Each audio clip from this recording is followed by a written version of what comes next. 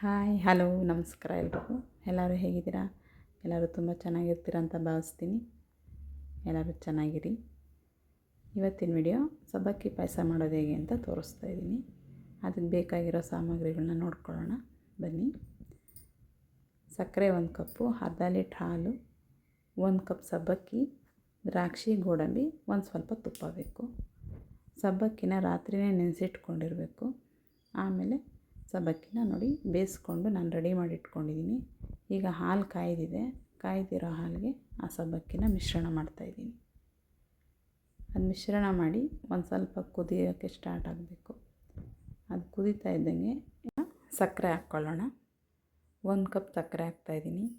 ನೋಡಿ ನೀವು ಸಕ್ಕರೆ ನಿಮಗೆ ಜಾಸ್ತಿ ಬೇಕು ಅಂದರೆ ಇನ್ನೊಂದು ಸ್ವಲ್ಪ ಸಕ್ಕರೆ ಹಾಕ್ಕೋಬೋದು. ಆಮೇಲೆ ಬಾಣಲಿ ತೊಗೊಂಡು ಅದಕ್ಕೊಂದು 2 ಸ್ಪೂನ್ ತುಪ್ಪ ಹಾಕಿ ಗೋಡಂಬಿನ ಗೋಲ್ಡ್ ಕಲರ್ ಬರೋವರೆಗೂ ಕರ್ಕೊತಾ ಇದ್ದೀನಿ. ಅದು ಕರ್ದಿದ್ದಾಗಿದೆ. ಈಗ ಆ ಸಬ್ಬಕ್ಕಿ ಪಾಯಸಕ್ಕೆ ದ್ರಾಕ್ಷಿ ಗೋಡಂಬಿ ಹಾಕಿದ್ದೀನಿ. ನೋಡಿ ಈ ಥರ ಹಾಕಿ ಒಂದು ಮಿಶ್ರಣ ಮಾಡಿ ಸಬ್ಬಕ್ಕಿ ಪಾಯಸ ರೆಡಿ ಆಯಿತು. ಸವಿಯಲು ಸಿದ್ಧ. ನೋಡಿ ತುಂಬ ಸಿಂಪಲ್ಲಾಗಿ ಮಾಡ್ಕೋಬೋದು, ಬೇಗ ಆಗುತ್ತೆ. ಯಾರನ್ನ ಗೆಸ್ಟ್ ಬಂದರು ಅಂದ್ರೂ ಅರ್ಜೆಂಟಾಗಿ ಮಾಡ್ಕೋಬೋದು. ಅದಕ್ಕೆ ಸ್ವಲ್ಪ ತಿಕ್ನೆಸ್ಸು ಮತ್ತು ಟೇಸ್ಟ್ ಬರಬೇಕು ಅಂತ ಬಾದಾಮಿ ಪೌಡ್ರು 1 ಸ್ಪೂನ್ ಹಾಕಿದ್ದೀನಿ ನಾನು.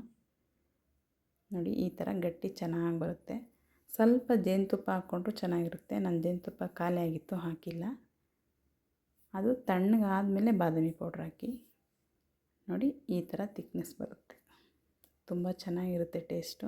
ಎಲ್ಲರೂ ಟ್ರೈ ಮಾಡಿ, ಹೇಗಿತ್ತು ಅಂತ ಕಮೆಂಟ್ ಮಾಡಿ. ನಿಮ್ಮ ಬಂಧು ಸ್ನೇಹಿತರಿಗೂ ಶೇರ್ ಮಾಡಿ ವಿಡಿಯೋ ನೋಡಿದ್ದಕ್ಕಾಗಿ ಧನ್ಯವಾದ. ನೆಕ್ಸ್ಟ್ ವಿಡಿಯೋದಲ್ಲಿ ಸಿಗ್ತೀನಿ. ಬಾಯ್.